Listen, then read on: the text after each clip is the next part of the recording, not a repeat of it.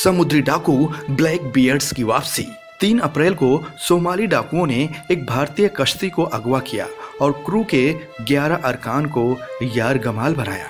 6 दिन बाद INS मुंबई पर यह मुश्किलात का इशारा है। लगता है कोई जहाज अगवा हो गया है। अफसर पीछे मुड़िए, हमें उन्हें छुड़ाना होगा। चीन और भारत की बहरिया फौज की बानी एक गैर मामूली जोड़ी ने एक साथ मिलकर कार्रवाई की और मेम्बरान को छुड़ाया। 2006 से 2012 के दौरान सोमालिया के साहिलों और एडन के खलीज से लगे समुद्रों में 660 जहाजों को अगवा कर लिया गया। लेकिन 2013 से ऐसा कोई वाकया नहीं हुआ है। लेकिन अब लगता है वो दोबारा लौट आए हैं। एडन के खलीज में तो खामोशी थी, लेकिन अब अगवा का नया इलाका जनूबी चीन सागर और मलका स्ट्रेट बन गया। ये दुनिया का सबसे ज्यादा मशरूफ कारोबारी वाटरवे है, जहां से दुनिया का 1/3 जहाज गुजरता है। हर 4 मिनटों में एक जहाज यह 1.7 वसीह में दाखिल होता है। उनकी पसंदीदा लूट तेल। उनके काम करने का तरीका सीधा साधा है। घनी स्याह रात में रॉकेट से छोड़े गए कांटे डालकर जहाज पर चढ़ जाते हैं। पहले जमाने में हजी करज फिरौती के लिए जहाज को अगवा करते, उसमें चाहे जो सामान लदा हो। हमें $50 लाख दे दो, वरना हम कैप्टन को मार डालेंगे। हकीकी जिंदगी पर मबनी मशहूर फिल्म याद है, जिसमें टॉम हैंक्स ने कैप्टन फिलिप्स का किरदार अदा किया था। साहिल समंदर पर लुटेरों के सरगना और जहाज की कंपनी के बीच रकम की मुंतकली होती और फिर अमले को छोड़ा जाता। लेकिन इसमें वक्त लगता और पकड़े जाने का खतरा भी था। अब वे ज्यादा इंसानी हो गए हैं और मुश्किल से ही किसी को नुकसान पहुंचाते हैं। अंदर घुसकर तमाम असलाती मशीनें तोड़ दो। हम यहाँ सिर्फ तुम्हारे माल के लिए आए हैं, आप महफूज हो।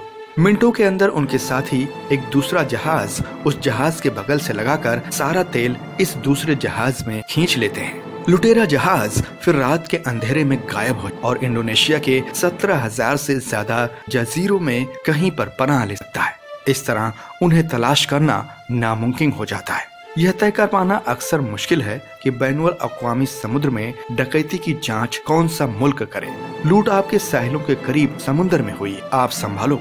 बात सही है, लेकिन वह माल लूट कर आपके समुद्री जल में ले गए हैं, आप समझो।